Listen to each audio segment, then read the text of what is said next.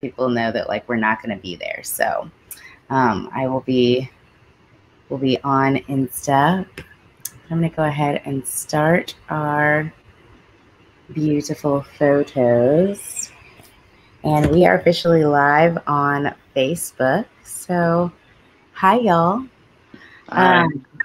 Thanks for being here. We're having audio issues, and I'm, as a person who's partially deaf, I still kind of don't know what's going on and don't know when I'm hearing things and when I'm not hearing things. So welcome to Tension with Intention for today.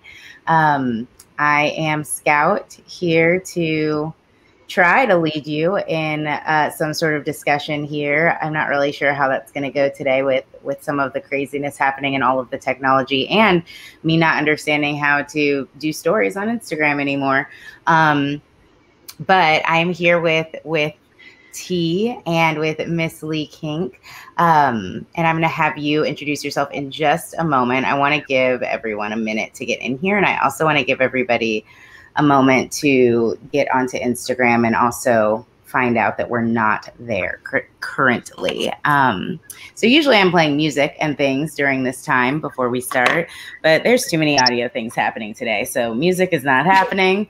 We all are good. We're arriving as we are today. So if you're here on Instagram, because I'm looking at you right now, hop over to Facebook. The link is in my bio. If you are wanting to watch this Tension with Intention, there's a reason that we are on Facebook. I have been trying to figure out a way to show you all of these glorious, gorgeous photos as we chat today. So this is not the place to be watching Tension with Intention today. So if you're here on Instagram, go to the link in my profile on Facebook and watch it over my Facebook page. That way you can see a gorgeous scroll through these photos as we chat. And if you have any questions that you would like to ask, they will also come through over Facebook. So yeah. Head on over to the link in my bio if that's where you would like to be, and we'll try to make sure that that's happening for you because technical difficulties are abound today. So you will get the first about 45 minutes here with me just talking at you, but that's not interesting because you don't get to see Miss Lee or Octofoto answering any of these questions, and you also don't get to see the beautiful, beautiful photos. So I'm going to pin a comment.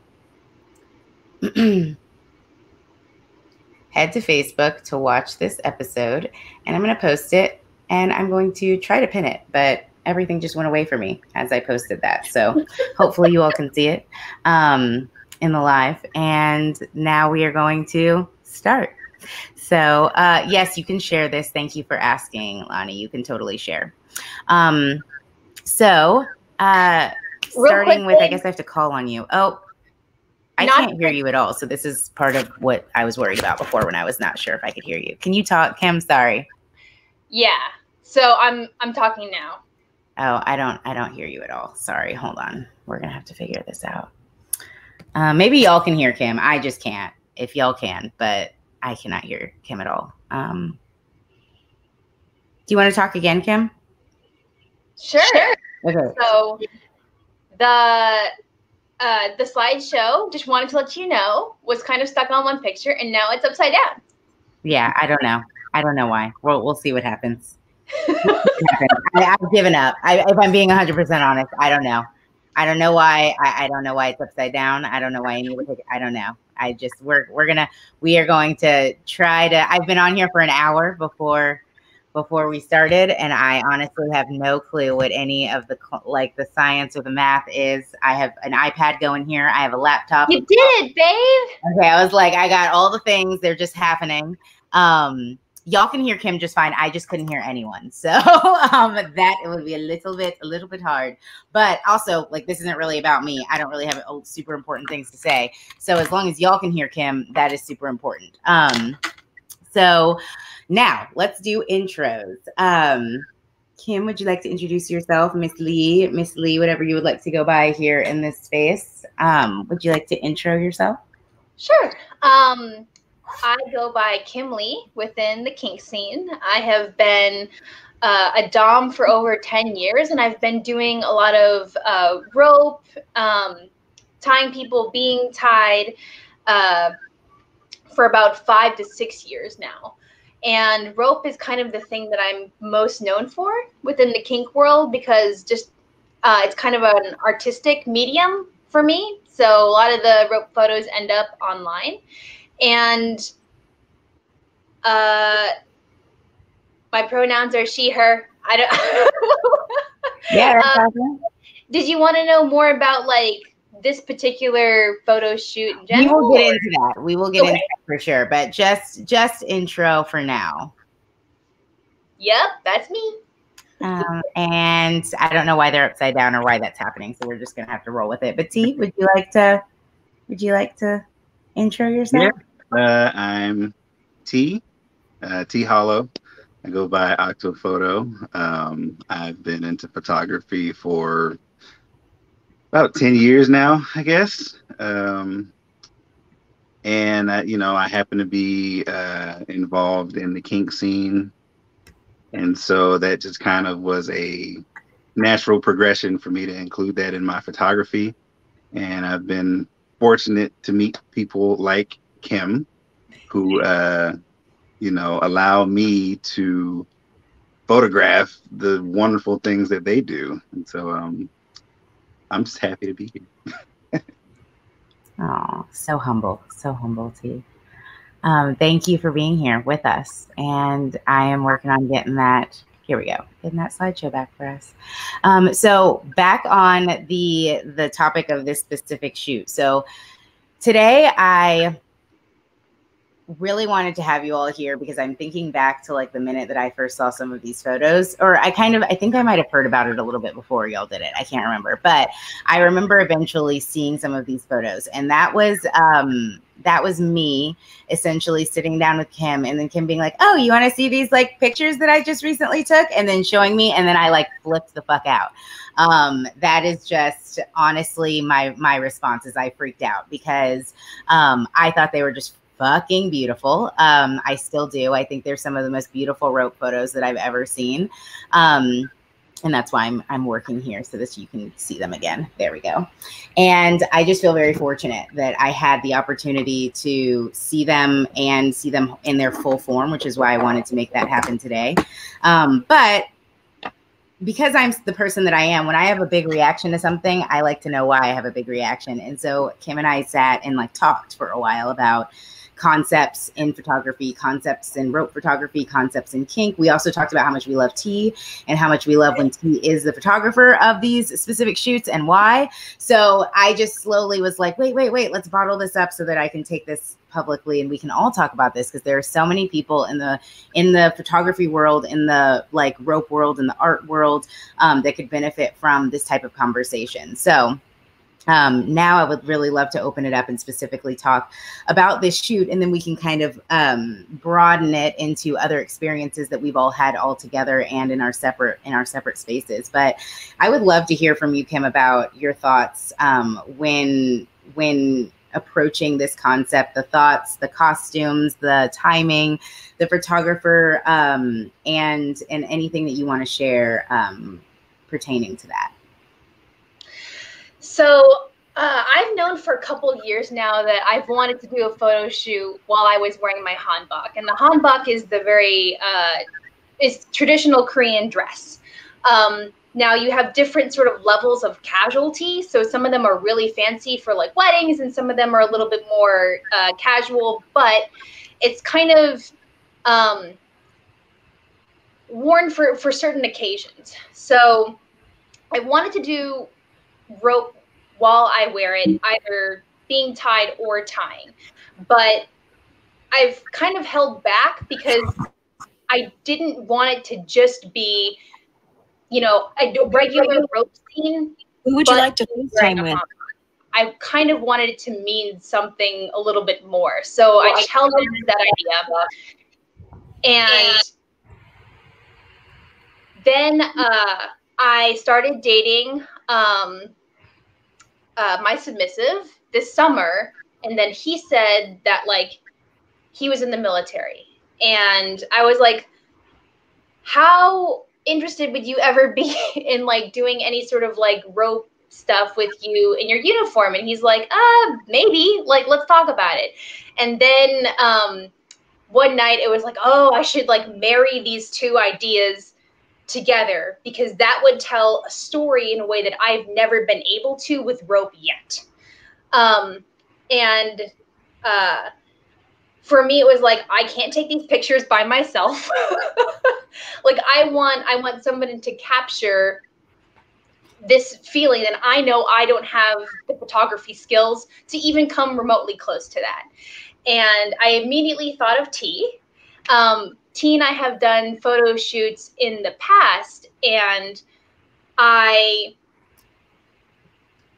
love the way that he's able to capture moments, because a lot of times when people are taking photos of me, I feel very awkward turtle and kind of just all over the place, and I don't know where my head's supposed to be or my hands are supposed to be, but I always feel very comfortable with T, and especially since like we've done stuff before, there's a whole lot of trust in he can capture things and kind of really get the emotion of the moment. And so quite honestly, like I had this idea and this concept that I wanted to do. I knew the person I wanted to do it with, and I was unwilling to compromise on the photographer. So I was like, well, I'm just going to sit here and wait until T feels comfortable, you know, doing some stuff around COVID, but like, I don't want to do it with any other photographer or any other rope bottom. I want to do it with these people because they're going to make me feel really comfortable in that space. So that's how it kind of started. Thank you. And I have some questions follow up to ask you, but I want to open it up to T really quick and just T, for us to know a little bit about you working with Kim, working with rope, because I know you've done a lot of other rope and just kink style photography in general over the years, and how it was for you to like hear about this project.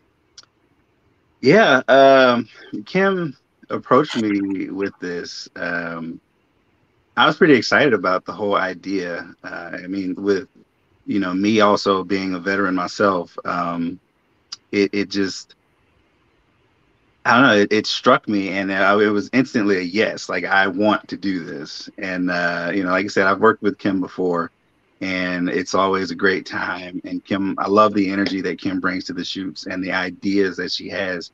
And I just knew that this was going to be something special. And there was no way I wasn't going to be a part of it. And so, yeah, I mean, it was just a matter of planning it, you know, getting a place and time after that. And I was most definitely going to be there. Oh, yay. Okay, so I'm getting all like mushy in my moment, but now I'm going to come back to the questions I have for Kim, but also the moment that I saw these pictures, because I want to just say, as a viewer, I feel like there's so many times when people see photos and they're like, wow, that's really beautiful. And it has an initial factor that pulls you in, which for me is usually always like something related to the concept, like costume. And so, or like a set or the specific lighting that might look different than, you know, a cell phone shot of like rope that we usually all will take. And so I think that for a lot of people, the first thing that they notice about these photos is what you're both wearing. I think that's really what is drawing everybody in, the colors and the fact that they are both in their own essence, like uniforms. And I know that for me, that was like a punch to the gut of all of the power and all of the concept and all of the meaning that goes into every fiber of this shoot. And so I really wanted, there are a couple of things that you said, Kim, when you said, I wanted to choose people and choose an environment so that I could outline a specific story. And so first and foremost, I wanted to just ask what that story was and if you feel like it was the same once you got to the finished concept. Yeah, so I knew it had to, like, everybody who was involved had to be the right person, because for me, even this was a kind of a form of race play. Was it, you know, something that happened in a dungeon that was very intense? No, but people had to be somewhat connected to the part that they were trying to portray. So the fact that my submissive was in the military and could bring some respect and reverence to that and helped guide a little bit of those boundaries from that perspective was great, because I could also bring this is what Korean women would or wouldn't do, and here's how we can kind of show that within this photo shoot. So for me, it couldn't just be any people. It had to be the right people to portray the story that was being told. So for me, what I was trying to get in touch with was the relationship basically between Korean women and specifically American soldiers. And a lot of it was coming from things that happened around the Korean War. Because I know it seems like far away, especially now here in 2020, but I have friends whose parents are met because of that war. That their mother's Korean and their father was a vet who was over there and then brought his wife back to the States. And that's how a lot of Korean women immigrated to America, was through marrying American soldiers. And even now, there's American soldiers now based in Korea, and it's still kind of a thing. Mm-hmm. So I wanted to somehow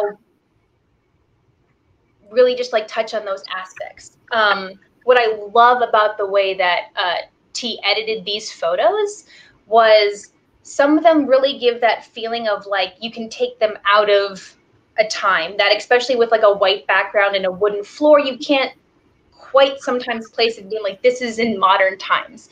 That I kind of wanted to be like this could be a lot of people's story, that this isn't just about me, this is about like Korean women and their relationship with American soldiers, because Korean women have kind of a tough time living in South Korea because of just the massive amounts of misogyny that happen within that country. Women are not valued as much as men are. And when there was a huge flux of Korean children that were being adopted by American parents back in like the 80s and 90s, a vast majority of them were girls. So that's where like that story that I wanted to tell came from.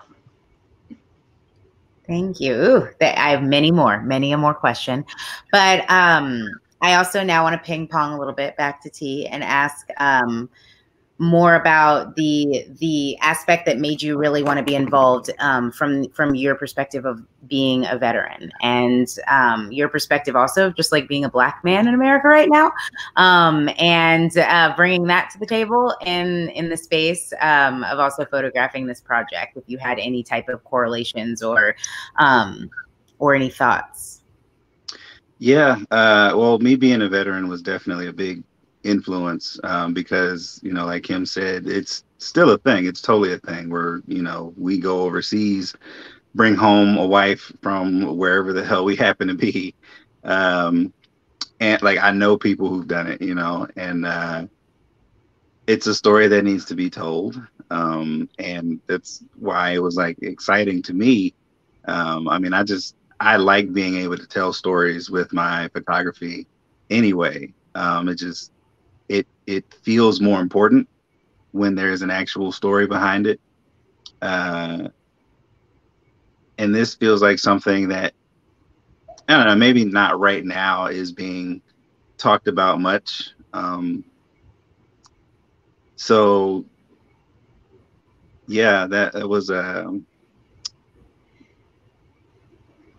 don't know, it struck a chord with me, like from the moment, or all she really said was, you know, that there was going to be the submissive was going to be in uniform. I was like, yeah. And with, you know, me being a Black man in America right now, it's great to see so many people having a voice that maybe they haven't had historically. A lot of people being able to tell their stories right now, being able to be heard, And with, you know, everything being online, like you're able to just tell your story to the whole world. And so I wanted to be a part of this particular story being told. And I mean, I had my own ideas and my own vision about what this was going to be, which was why, like, you know, with the edits,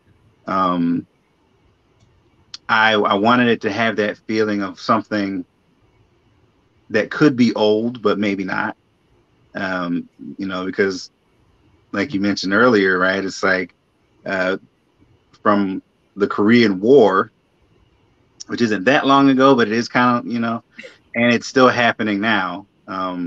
So for it to feel like something that could potentially be from the Korean War era, that it felt like the right move. And I think it worked out.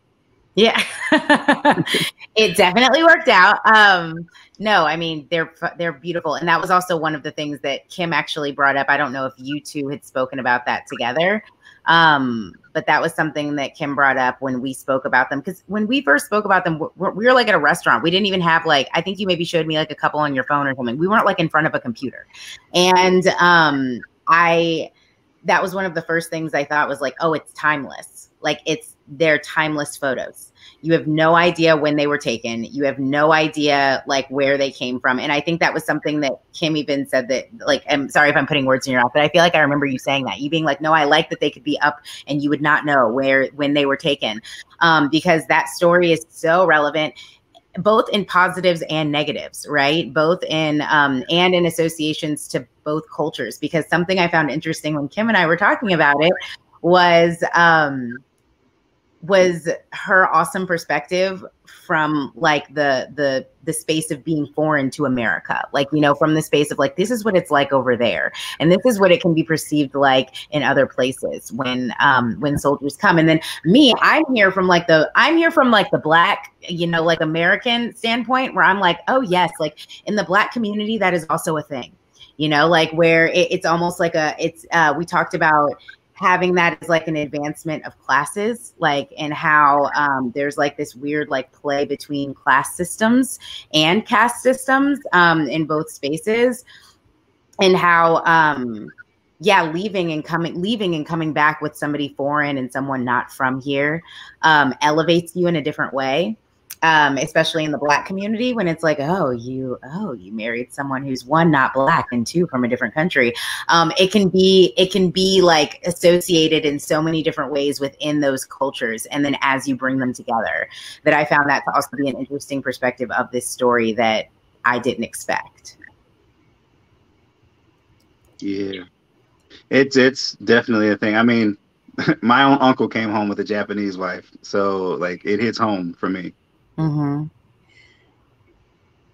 And that's so one of the things that I didn't necessarily think was going to be like an actual part of this photo shoot, but something that was always kind of in the back of my mind, which is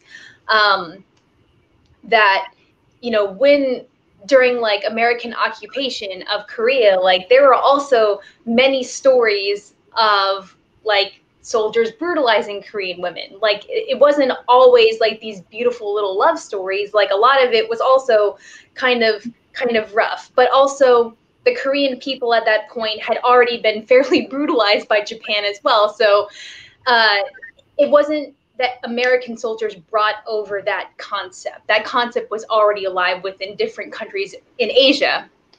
But what made things different with American soldiers as opposed to like Japanese occupation was that for some soldiers, that like love and care that they actually developed for certain Korean women, like they would marry them and bring them back and have families, and they legitimized them in a way that other people and other kind of conquerors from different areas would never think of doing for Korean women. The way that Japan took something like 200,000 Korean women back to Japan and used them as basically like sex slaves in their brothels. Like, that's the idea that anybody would marry them and kind of give them status was something that was fairly American.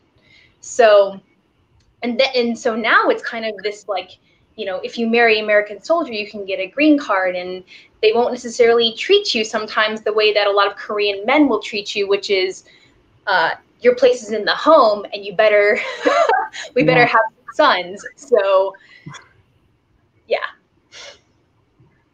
I'm very interested to also hear the perspective of having you be someone who in this photo set is obviously the rope top and is obviously the person tying the rope. And the juxtaposition of that with the traditional viewpoint on both of what you are wearing, and just like the overall roles of like you and your submissive in the space.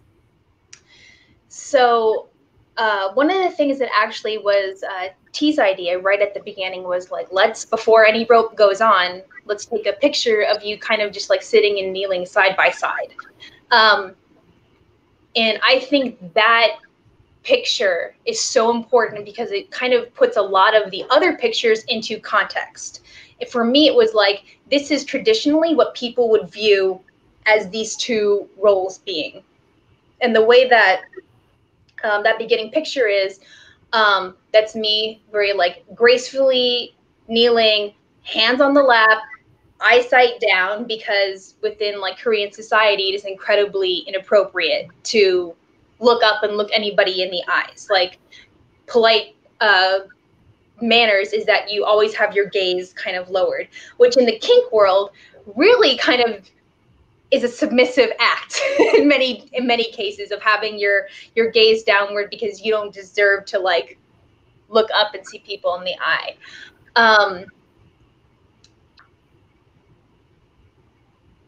A little bit of the rest of the photo series is going to strike maybe not a lot of Americans, but certainly some Koreans as, that something's really wrong with this. It looks like you have some sort of power in these pictures. Like, that's not something that we do. So I'm not gonna lie, like a little bit of it, a small amount of it is kind of just like my little fuck you to being like, we can do stuff and we can be in charge and it's gonna be okay. Because a small fuck you. I feel like this whole thing was like the largest. It was the fuck you written on the side of the building, like that you could see from the helicopter. But I love it. It's just there's a lot of things that I think Korean culture would see and being like, oh, like that makes sense for us. And there's some things where that they would see and be like, that's not anything that we would sanction or condone for Korean women. So, yes. Yes. I'm not sure if you have anything to say about that, T, because I have more, of course, obviously more to say, but feel free to cut in at any time. Well, that was definitely like one of the first things that kind of popped into my head when thinking about doing this whole shoot, was to show that contrast of you know, what you would expect them to look like. And, you know, where you can look at the photo that's up right now, you can look at them and, like you said, that would be I mean, it's a photo, right? So like, obviously they're not doing anything, but it looks like they're playing the roles you would expect them to be playing. Mm-hmm. And then you go through the rest of these photos and it's like, oh wait, she's the top. Mm-hmm. And, you know, and it's like that moment of like cognitive dissonance of what's happening here. And I love it. It's great.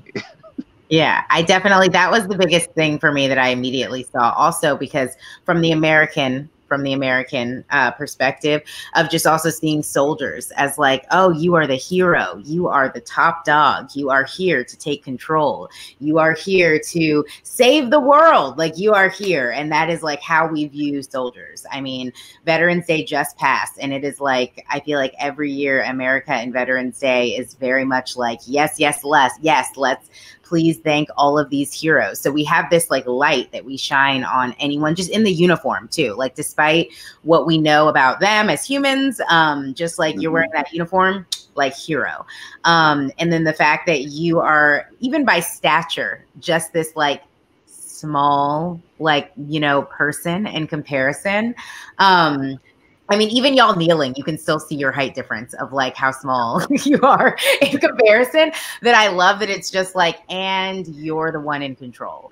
And you're the one actually running the show. And it's almost like a little nod back to even like the American gender role, like a fuck you to the American gender role of like the male head of the household and like the male like head of a space.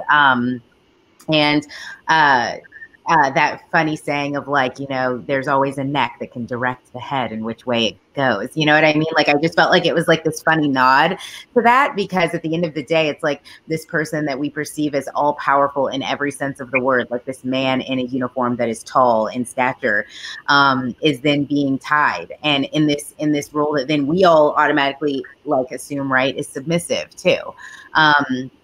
And giving you that power back, because like you said, it's like, oh, we can be in control and the world won't end. And just like sending people into that journey of discomfort of seeing those things pitted against one another, done in like such a beautiful way.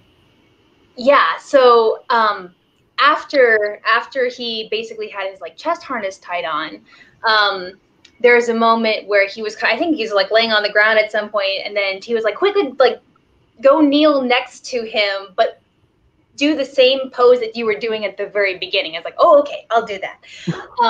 And I love those two pictures next to each other, because your brain automatically goes, well, how did they get here? Like, how did you start here? What was the story that happened that went from this photo to this photo? And sometimes, like, you know, I look at them on different days and being like, you know, telling like what could have happened. It could have been sweet. It could have been like this cute seduction. This could have been something a little bit more like intense than that.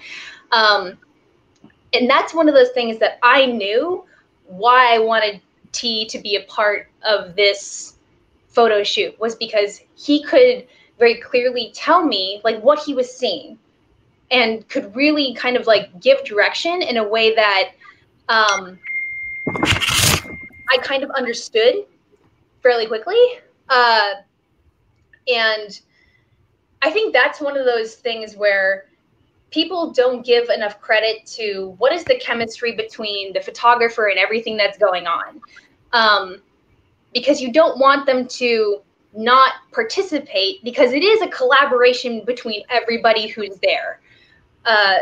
But you also don't want them to be like so up in your business that you don't feel like you can also be authentic. And like, that's one of those things where like, I will always hire T, because T's so good at like giving direction to create really good photos, but it feels collaborative as opposed to being directed and doing stuff. So a lot of these photos that happened are because of like kind of like T's vision as well. It wasn't just like me. I have to say that's something that we were talking about when we were first looking through the photos that day. Was we just had like a whole conversation about you, T. We just had a whole conversation, but we were talking about how that has been said about you a lot. And I feel like in the community here is that you're someone who just can see so many things and gives great input from behind the camera, that everyone comes out of the situation just so incredibly grateful that you give such creative input, because there are shots that would have never happened. And I remember like even in the times that you've just taken like snapshots with me and Lexa Grace, or just like anyone else that might be like doing anything at the time. And so many people afterwards are just like looking at the pictures and being like, oh, thank God T was just taking photos. Thank God. Because you just have such like an eye where you just like see things and you already know. But also when communicating that, it just gives way for such a creative process to take place between everyone there. Yeah, I mean, I think it's all about the chemistry, right? And if I'm over here trying to, you know, move everybody around like little puppets, the chemistry doesn't exist. You know, it's just me posing people and then doing whatever the hell I say. You know, I prefer if I can just kind of give you a general direction and let you just take it there, then that's when the magic happens and things come out, and I'm just there to capture it. And I guess I don't know, that probably comes from my experience. When I started out in photography, I was a nightclub photographer, right? So there's like no direction there. I'm just in there capturing what happens. But that got me used to looking for moments, right? And being able to find the moments when people are fully coming out and showing themselves. And now that I'm doing things more like this, right? Like I said, all I have to do, if I have an idea or something, I can just kind of give you the idea, let it form in your own head, and then you make it happen. I just take a picture. Yeah. No, I love that. It's very beautiful to see that creative process happen. And I have questions because I'm trying to keep an eye on time. I have questions on the broader scale for both of you, but I also see that Lynn just had a question in the chat. Were y'all at all worried about possible backlash from this photo series? I wasn't. Because I mean, personally, I mean, what are you gonna do to me? You know, like, to put it frankly, this isn't my career. This is a thing that I do purely because I love it. So at the end of the day, some people on the internet get mad at me. They're just mad, and I'm moving on with life. What about you, Kim?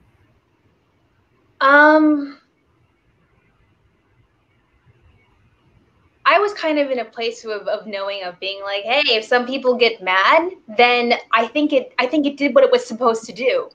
It's supposed to make you feel something. And that's what great photography and great art is about. So if you're looking at these pictures and something is really coming up in you, then it's doing its job. And like you always say, and a lot of people won't do this, but what they should is being like, sit in your discomfort and just think about why. Why is this making you feel so uncomfortable? Yeah. Because everybody involved is a consenting, participant, but like, why is this image starting to really bring up things? And some people who I thought might have an issue with it, love them. And for some people who I thought would like them, it makes them feel some kind of way. So it's been a little bit interesting to see what it makes people feel. And it's always really interesting to me of also when people see these, they're like, wow, they're pretty. And I was like, okay. But a lot of that is because they don't have any sort of cultural touchstones into what's happening within the picture. Oh, for sure. There's some people who see it and are like, wow, you have such a pretty Japanese dress. And I'm like, excellent. Yeah. I've had somebody call it a kimono once already. So I'm this is where we are. Oh no. Okay. So I mean, the thing is, like, whatever it makes people feel is right. And I'm just grateful that it's making you feel anything. Because there are some rope pics where I know everybody in that photo is working their ass off, and I'm still not feeling that emotion from it. And I'm glad this is making emotion happen, no matter what it is. That's actually going to be the next part. So you, of course, just outlined it perfectly. I was going to talk a little bit about how this kind of separates, how you feel it's separate from some of the other shoots that we usually see. But I also want to keep answering these amazing questions coming in the chat as they come up. And so keep asking questions if you're out there watching. But Evie wants to know, first Evie says, I didn't realize so much went into a photo shoot. How do you keep the chemistry while doing this? What are some of the examples of staying connected? So for me, a lot of it is like, take little pauses and focus on the person who's right in front of you, and try not to worry about like, is this my angle? Do I look good? Where's my hair at? Just like try to kind of zone in and focus on the person who you're tying. The second kind of trick is kind of a cheat, but it is what it is. Tie or be in the photo shoot with somebody who you already feel chemistry with. Yeah, that's usually a good one. Yeah. Yeah. So like for me, it was like my submissive in these pictures, like I love him very much. And I know that he was also having like some emotions of, you know, being in his uniform, being tied in his uniform, which was a new thing for him. And it was just that there was already genuine emotion between us, regardless of rope and regardless if anybody was taking photos. So if what you're feeling is some chemistry in the pictures, it's like, again, a little bit of a cheat. He was there already. Yeah, because it's real. Yes. Can I also say for a second how much I'm obsessed with this picture that's up here right now? I'm obsessed. There's so much kink undertone and so much like real undertone. There's so much undertone. But I also just want to say that I think a little bit of that also goes into what T does, because T is someone who can give direction in such a suggestive way, but is not like directing. And so you don't have that moment where you're just like, what am I doing? Where's my hand? What's going on? Is it right? Did you get it? Did I hear the shutter snap? I'm not sure. Like you don't have those moments, I feel like, with T in the space, because T's like, look, I'm just out here grabbing shit. So if you just make stuff happen, like I'm out here capturing it for you. And I just feel like that's so effortless. Yeah, I mean, I guess that's my secret, right? Not really a secret, but let it happen. And I think it's my job to not have you thinking about, are you at the right angle and this and that and the other, especially with this kind of photo shoot. Like it's different if I'm doing some kind of like fashion editorial or something like that, right? Where, okay, I'm going to make sure every hair is in the right place and makeup is on point and blah, blah, blah. This kind of thing. All those little details, I think, are a little bit less important. Mm-hmm. And like Kim said, the chemistry was there. And I was there to capture it. And so as they did their thing, I just moved around them. You know, they do what they do, and I'm going to get it on camera. Thank you, T. Yes, T is awesome. Sorry, just had to answer that in the chat. There is a little bit more that I want to get into before I dive into some of the things that I know we're going to talk about. The concept of this shoot spoke to me because it's how I create, I think is what Lonnie said. The first image I saw was the close-up of your hands, and I literally gasped. They are so incredibly evocative and powerful. Your hands are very evocative, Kim. Very evocative. So I want to dive back into what you said before, because I'm going to drag you back to that point when you were like, oh, I see sometimes like in some of these rope photos that people are working really hard, and I know you're working hard, and you know, like maybe you see the chemistry, maybe you don't see the chemistry. We asked each other this question when I freaked out and like screamed in public about these photos when you showed them to me. So my question is, what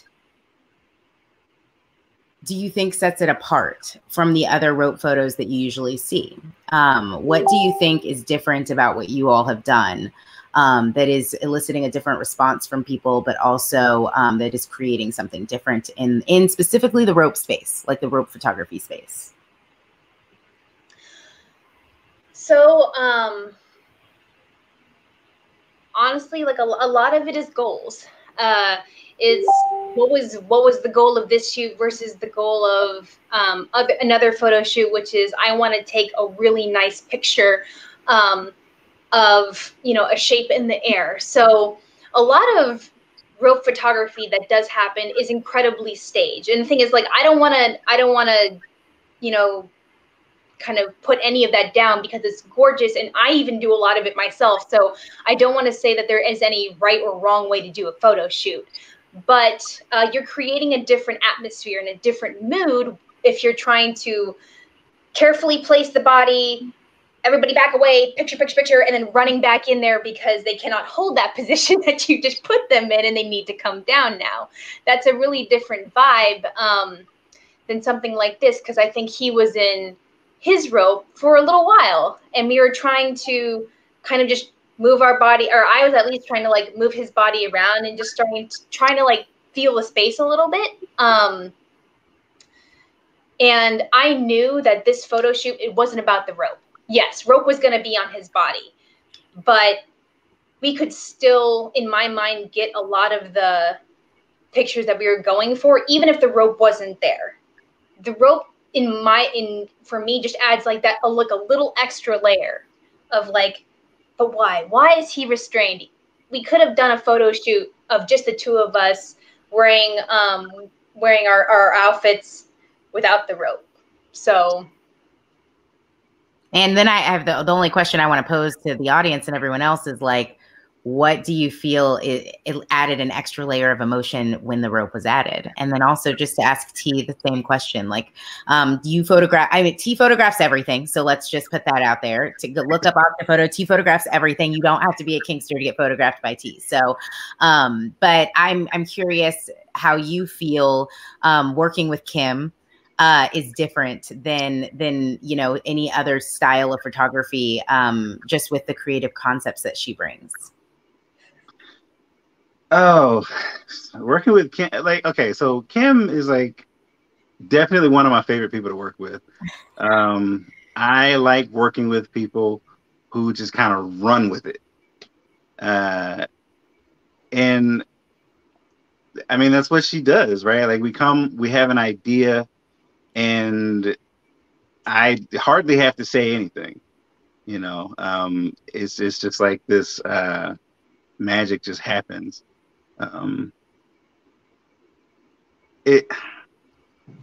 With a shoot like this, I think it's different than a lot of you know, the rope photography and stuff. Even things that I've done, because like Kim said, the rope was kind of the secondary part. It's a piece of the story. It's not the whole story. It's not the point. The point to me is the relationship between the two of them. And, you know, the rope just kind of, it adds this layer of, I think it's kind of the thing that really makes you realize like the power dynamics a little bit different, right? Because the rope is on him and that's not what a lot of people would expect. I mean, and it's definitely not typical of what you see in the rope world with the photographs that people do. And like him said, you know, there's not taking anything away from what anybody else does. Like, there's a lot of beautiful rope work out there. But I think a lot of the other thing that you see a lot that's not really part of this photo shoot is people trying to be sexy, right? Like this wasn't one of those things that was about like, okay, you know, how can I spread your legs out in a big old V and give everybody, you know, like it wasn't one of those kind of things, right? And I think that's a big part of what makes this particular photo set different is that like you feel it, not necessarily in your genitals. So yeah.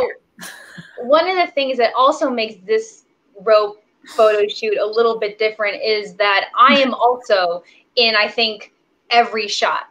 And that a lot of rope photography that you see now, not a rigger to be seen. It's, you know, it's a lot of, you know, beautiful bodies in rope, but also not really knowing how they got there. Of just as if a photographer just stumbled upon this. And so this photo shoot is much more about the kind of interplay between the two people who are tying, as opposed to here is the finished product after that happens. Because I would love to see more photo shoots, rope photo shoots of, you know, the rope tops and the rope bottoms. Like what what was their dynamic together? Was it, you know, was it close? Were there moments where they were laughing? You know, that stuff always makes me feel some kind of way of when you see, like, you know, like a soft little kiss on the head, or like they're smiling at each other or something. That the interplay between those two people, that's what makes rope special, not just, you know, this yoga pose ended up in the air, that kind of thing. Mm-hmm. Yeah, no, I definitely, I would have to agree with all the things that you said. There are two things that both of you have said that kind of stuck out to me, and also that I wrote down when I was thinking about us having this time together and what I felt was so special about it. About the photo set, but also the dynamic and all of those things. And one of them was like on the side that T was talking about. And even like as someone who used to do a lot of photography and a lot of journalistic photography, is I like that it was journalistic. I love that it was like, yes, you stumbled upon two people and decided to photograph them. And that, so they were both it was a photojournalist project in that way of like, I am capturing this moment and y'all are making it happen. But also that, yes, in terms of rope photos, that it wasn't inherently sexual, and that it could have worked without the rope. And I think that that's what I have found personally, the photography in rope and in kink that I love the most, is that it's gorgeous, but also if all of those things were like erased from the photo, it would still be incredibly impactful. And just even trying to speak to a lot of people about not only this photo set, but getting reviews and feedback from photos that I've been posting recently with people in the photos with me, like as a rope bottom, just having tops in the photos with me, and even just Sage in a lot of photos with me. Like we try to set our camera on like auto, like we just like take all these pictures and try to get a bunch of photos each time. And that the questions that people have for us about our rope come from the fact that they see those little moments that like we don't even realize that we took, that we like find later and then we throw up on the internet. And so I think that is sort of goes into Evie's next question that I see here in the chat. Can you talk more can you talk a bit more about that, having rope photos without the initial intention to portray sex, how to display more of an authentic feel? And that's like one of my favorite things to talk about, but I want to hear y'all's insights on it. Well, I mean, I think in the kink world in general, that's kind of I don't know, sometimes it seems like a divide between people. Where you have some people where their kink is like tied to their sexuality, and then you have other people who can practice kink in one form or another, whether it's rope or anything else, that's not as tied to sex for them. I am definitely one of those people who can practice different types of kink without it necessarily being attached to sex.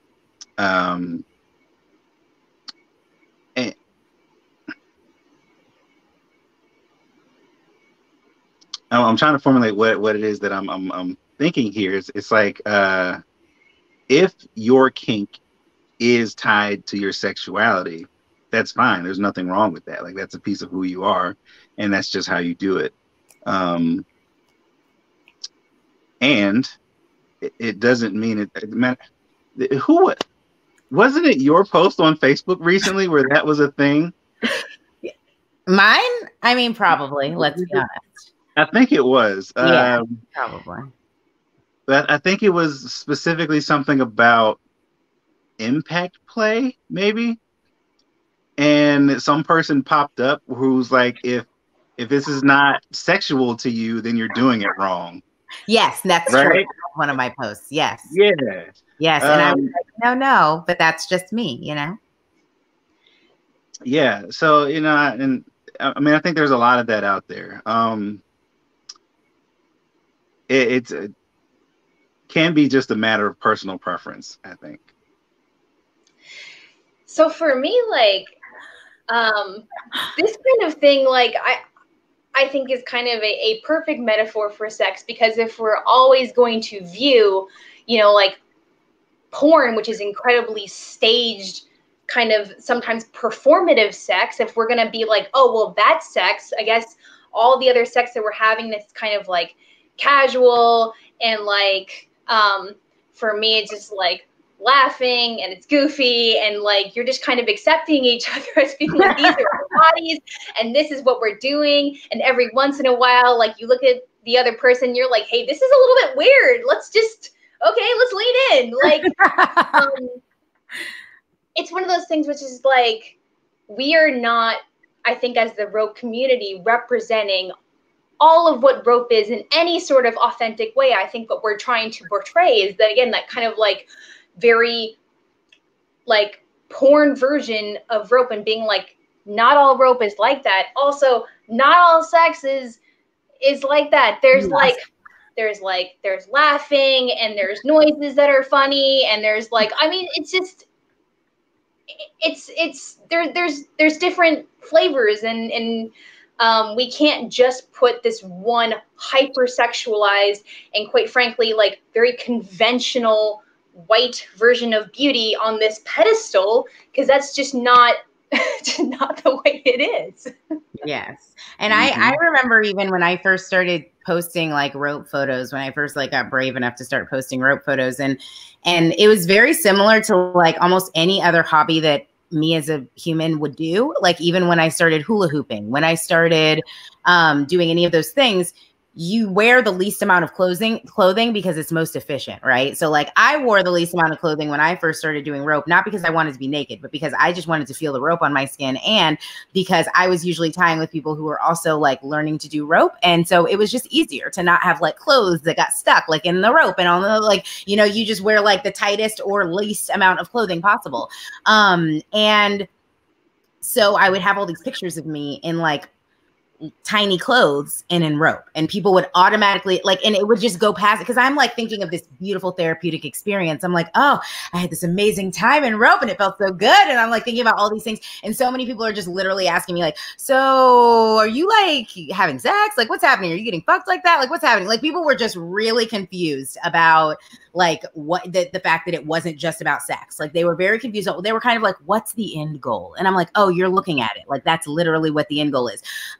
And so I have now in recent years started to wear more clothes, not because of I care what people think, but because I actually am trying to portray and give people a different arena to absorb this information in. And because I live for a good costume and a good theme. But I really love being able to have clothes on in the pictures because it does give people a different space to absorb the information in terms of like, it doesn't have to be inherently sexual. I mean, it can be, but anything can be. I mean, so I love that T once again is like, you know, there's nothing wrong with what you're doing. And there's nothing wrong if like impact play is inherently sexual to you. And if rope is inherently sexual to you, but that's not the only space in which it has to exist in, or the space that it exists in for all people. And so I think that also just coming back to y'all's shoot kind of sheds a lot of light on what type of work you're portraying. Because if people were to see this and think inherently sexual, I don't know what their perception of the shoot would be, to be honest. So. Well, the thing is, I mean, we also, sex and intimacy are two different things. Yeah. And people keep mixing the two, and you can have sex and not have it not feel intimate. But rope is one of those great things, which is like, you can have really like connective, intimate moments, and you do not have to have penetration involved within that kind of space. So I think what some people will respond to from these is feeling like, oh, these two people are close. They're emotionally close in these photos. No, is it sexual? No, it's not. But there's still this feeling where they're intimate with each other. So yeah.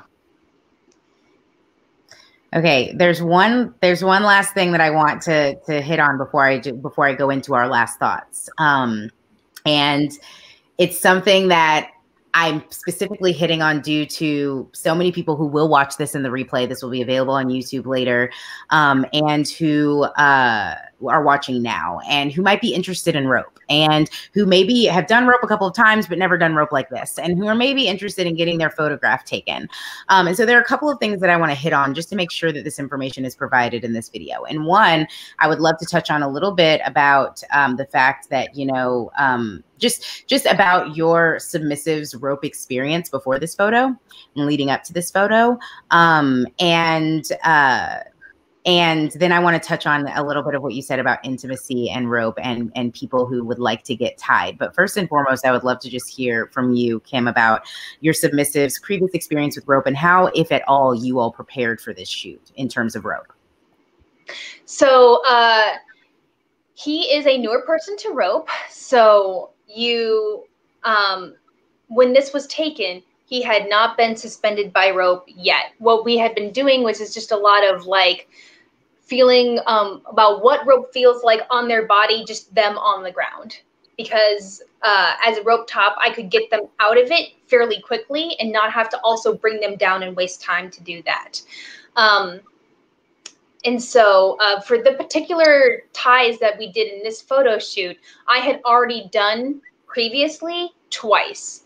So I knew that there was a high rate of success of him being able to kind of stay in them for a little while we were taking the pictures. I honestly, especially if you're going to go out and hire a photographer, just to lab out what you're going to do before pictures start being taken, because you don't want to sometimes have, you know, huge blocks of time where you're just trying to figure things out. So that would be like my recommendation, is just like lab it out together beforehand, before you start taking pictures. I think it's a little bit different if you're going to do a photo shoot and both people are somewhat newer. I have a little bit more rope experience than my submissive did at the time, but I think that also helped us be able to, and for me to also help him with his risk that he was taking while he was in rope. So I don't know. Did that answer the question? Yeah, no, totally. I totally answered the question. And the reason why I ask and I open that up to this last little portion of our convo is because, and this is something you and I talk about very often, but usually whenever I put out Attention with Intention or a photo series or just anything of that nature, I get an influx of people who are like, hey, I want to be tied. Hey, I want to be tied. Hey, I want to be tied. Hey, I want to tie with this person. Hey, can I tie with you? Hey, can you reach out to this person and ask if they'll photograph me being tied? And just like all of these like people. And so I feel like the discussion we always have is wanting people to understand. And I really like what you said, because I love always talking about the difference between sex and intimacy. Is that I think what people do is people see these photos and they see this beauty that you're outlining in your relationship and they think, I want that. And they're also thinking, I want that experience. And so that might translate as them wanting to tie with you, or that might translate that to them into contacting T to photograph them. And things might not be what they expect them to be from that experience. And so I wanted to not only shed light on the fact that I knew, because of course I know you and y'all's relationship and things, that there was so much preparation, even though y'all are in a relationship, there was so much preparation that went into preparing both of you and preparing your submissive for this shoot, but also that just because you want this doesn't mean it will happen with these exact people or in your exact time. And so just speaking to the fact that what I love about magic is that it's so easily accessible and it's also so different for everyone. And so what I mean by that is that like you can have your own magic in your own way with your own relationships that you build and the intimacy that you build with people. And it might not look the same as someone else's. And so with that, I just want to give some attention and space to the people who see this and might be thinking, I've been wanting to get in rope for forever. And now this is driving me home of like, I want to get into rope. And if you have any advice for those people who might be seeing the end game as that they want this type of intimacy? I think that's something that's incredibly important, especially for people who want to be in rope and they want pictures taken of them while they're being in rope, is because I also get a lot of, when I put pictures out into the internet of being like, oh, well, I want you to tie me. And I was like, I don't think you understand. What you're reading off of these pictures is the emotion and feeling that I have with this person.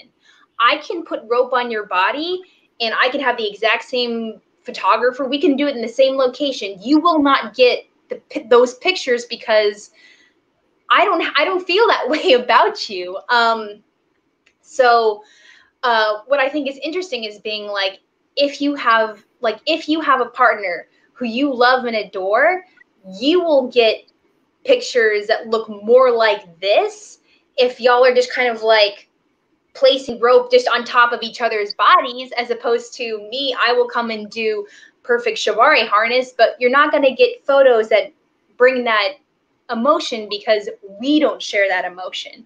And I think that's the piece that a lot of people are missing, which is you're not asking for rope to be put on your body in a specific way. You were asking for a connective experience, as opposed to just being like, being tied. It's not just about what pattern and what decoration is on you. It's how did you get there? And for people who ask me to tie them, it's like, I know what you want. I know you want the care that is being expressed in these photos and you want it to be directed at you. But I feel this way about specific people and I can't just do it for anybody. So. And I think that also translates into like T's perspective too as the photographer, because at the beginning of this conversation, T is like, oh yes, Kim comes with like the ideas and like runs with it. And I think that a part of understanding what you want is also being able to communicate it. And that includes with concepts with a photographer, because you also need to have that type of chemistry with a photographer as well.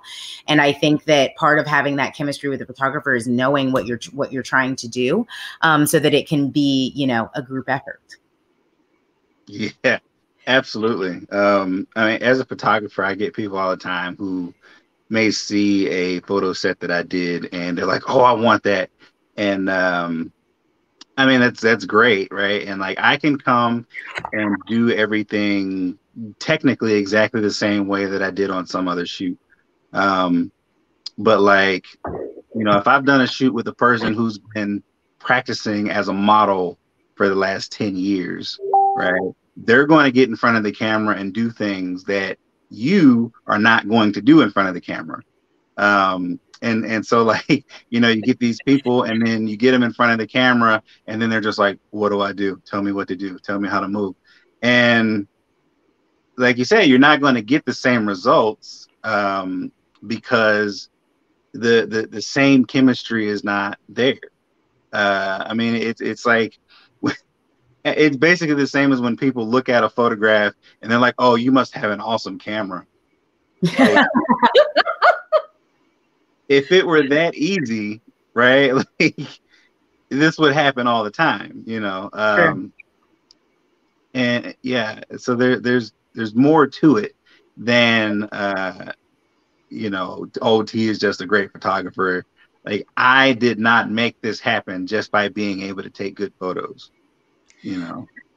I think that's what's really helpful, which I had to also learn on like my photo shoot journey, which is if you can come with like I want this one shape and I want this one picture at the end of this photo shoot, if you can show up with like a whole little story concept. Like there's one time where I was just like, hey T, I want to be out in the river and I want to be dressed like a demon and I want her to be an angel and we're going to use rope and and he's just like, yeah, sure.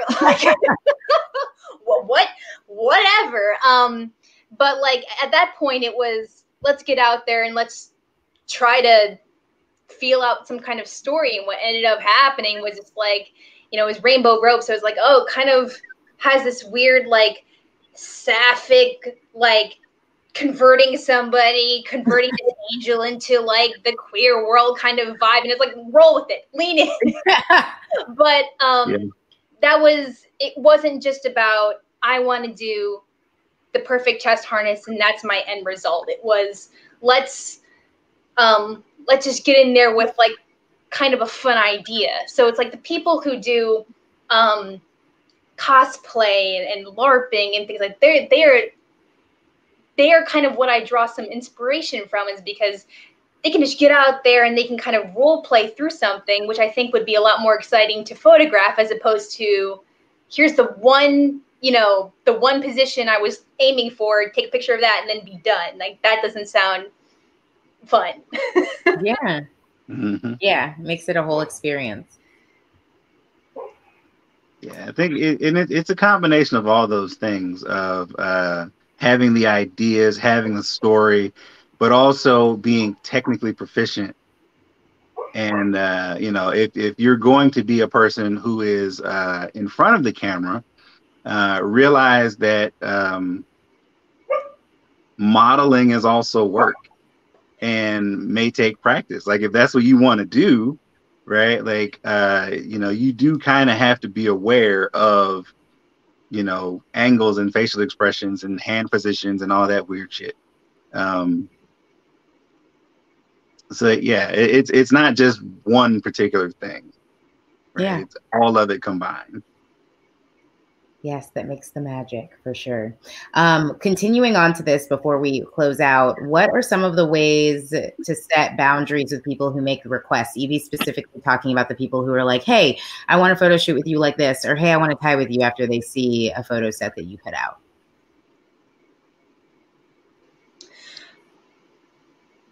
Do you want to go first, Dee? Yeah, go ahead. Okay. So for me, I kind of, there has to be a reason why you want to tie with me, besides I can technically put the rope on your body. That kind of weeds out a lot of the requests right at the beginning of, they're like, well, I would like to tie with you. And I'm like, why? What about me as a rope top speaks to you? And they're like, well, I love that one rope you put on that one person. I would like that. And I'm like, well, there's a lot of people, there's a lot of folks out there who can put that exact rope on you. Why do you want me to be the one to do that? And if they can't really tell me why, then it makes me feel, there's a term called like rope ride within the community, which it makes me feel really just dispensable. Like, I could be anybody. And like my feelings aren't really valued in this space. But if, for example, someone was like, you know, I really love this creative concept that you did, and I want to create a concept with you because I think you're really creative. All of a sudden, that's a different story, because that's, you know, you're valuing something besides just technical proficiency in the rope. Like, you value my ideas and vision now within this photo shoot. So that's a really different thing for me.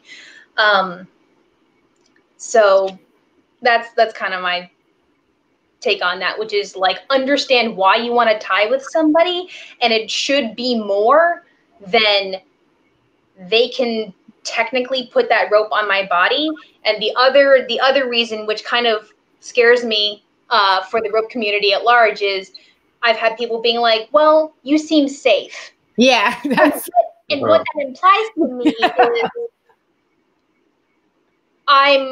I'm a femme presenting person, and if I was male, they might be, you know, have their boundaries crossed within a scene. So they don't want to tie with me because of my personality or what I bring to the table. They want to tie with me because they don't think they'll be groped while they're doing it. And that's a whole nother problem. I also just want to add on to your thing that just because someone comes to you with like, I appreciate your creativity, also doesn't give you the entitlement that they're going to say yes. So I just also want to throw that out there, because I feel like there are people probably watching this and like taking some notes, and it's like, please also be aware that no one's entitled to any of this. And that a big thing I think with specifically with asking for rope is it's going back to that intention. It's going back to, which is why we're on tension with intention today, ladies and gentlemen. But I honestly feel like having your intention is not only understanding what you want and how to communicate it, but also knowing your why and being able to communicate your why. And if you are asking someone to exert an extraordinary amount of effort, proficiency, safety, and skill set for you to have an experience, what are you bringing to the table? It's my one question. But also, T, do you have something that you would like to say on that from a photographer's standpoint? Well, for me, like I said earlier, this isn't my job. This is not my profession. This is not how I support myself. So like, I do it because I want to. I do it because I love it. And generally, if somebody wants to shoot with me, I don't mind, generally. A big thing that happens for me is people will just like, hey, we should shoot. We should shoot. I'm like, yeah, okay, sure. And that's all they ever say. Right. And it's like, okay. You know, when you have more that you want to add to it, reach out, let me know. Okay. And a really quick and easy way for me to weed out a lot of people is just to be like, all right, pay me. Yeah. And then they disappear. That's me. I'm like, you should be getting paid. Just throwing that out there. Yeah. And you know, like, again, this is not how I make my living, right? So like, I don't always worry about the money. Like sometimes I'm doing shoots simply because I want to do it. And you know, I am fortunate enough to have friends who I can reach out to and just say, hey, I had this idea, let's do this thing. And they're like, yeah, let's do it. And we just make it happen. But like, if you're some random person who I don't ever talk to, who just comes up and just wants to go do a photo shoot, maybe think about hiring someone and paying them to do the photo shoot. Yeah. You know, I mean, it is a thing, right? And I'm putting my time and energy and skills to use for something that you want to do. Maybe pay me for it. Just a thought. But, you know, and if someone was to come to me with a concept that I was really, really excited about, I mean, it's well within my right to just not even think about the money. Like, yeah, I just want to do this thing, you know. And I'm going to put your business out there, Kim. That's one of the things that I really appreciate about Kim is when she comes, she's like, hey, how much would it be to do this thing? Right. And it's not just like, oh, I had this idea, can we do it? And you know, it's again, Kim is one of the people that I love working with the most, and she still comes like that. And you know, it's appreciated. And I think people don't understand. I think people sometimes will look at these photos and be like, oh, that took them 20 minutes to do. And there's a whole setup process, and there's also driving for tea to wherever the location is. And then it's afterwards, all of the editing and all of the like cropping. And I know that for the uniform that my submissive was wearing, you know, there were certain things that had to be kind of like blurred out, you know, the last name right there on the front of the uniform certainly did. So it's like, all of this is time. And for me, like, I'm just like, the money is just trying to show respect for your time. Because I realize how much time and effort is going into this. And like, this is something that's really, truly like important to me. And yeah, it really is just like trying to show people that you respect their time and their talent in bringing this. So I honestly think he should be charging me more, but we'll talk about it later. I'm always like, so many of my friends are so talented. I'm like, y'all should all be charging $1 million. Like, but I'm that person. I'm also just the person that's like, you all need to be making your money. And I do agree. It's time, it's effort, it's skill set. And it's also just the reality that like, we live in the Western world, and that we communicate in a medium of money, and that's just real. That's just true. And it's not the only way, but it is a way to show respect, that you respect someone and their time and their effort. So I thank you for touching on that, because yeah, I wasn't gonna put your business out there, but I was gonna be like, hello, Kim also comes correct. So this is also an important point. And I think that that's important, even on the rope side as well. I think it's important on all ends. It's like, you don't need to be paying people all the time, but it's like you need to bring something to the table. You need to be willing to respect them as a human.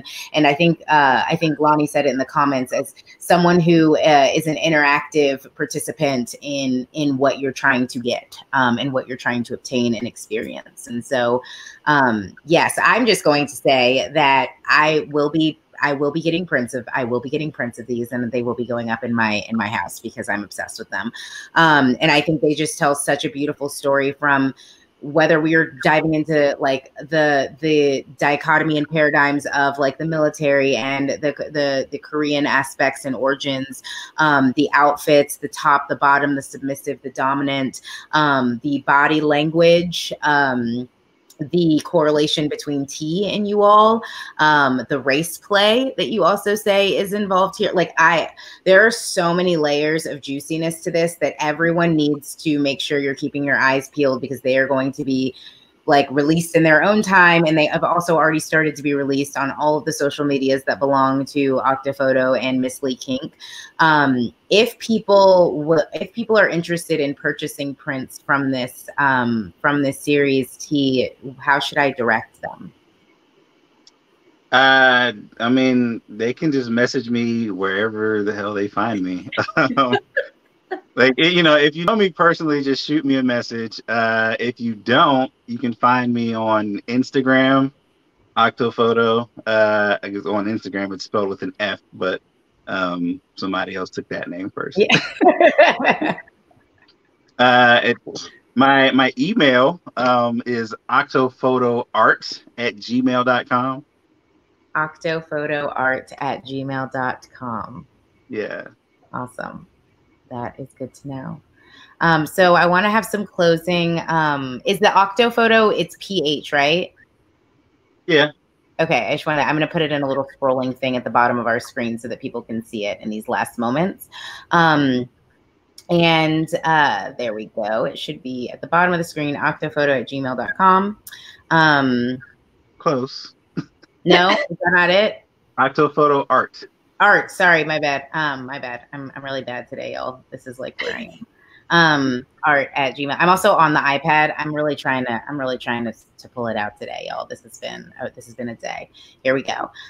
So there is the email. If you would like some of these prints, I will. Yes, Lonnie, I got you. I know you're gonna shoot an email over. I for sure support that. Shoot an email. Get some of these prints, girl. And I would love to just have some closing thoughts, so that we can round this out at an hour and a half. Thank you for all of you who sat here with us. And these closing thoughts are just anything you want to share. They don't have to be about this. They can be about any of your upcoming projects, where people can find you, where people can compensate you, send you love. Please just let us know. Kim, I'm not sure if you want to start, but anything that you would like to say, you have the floor. Sure, I'll start.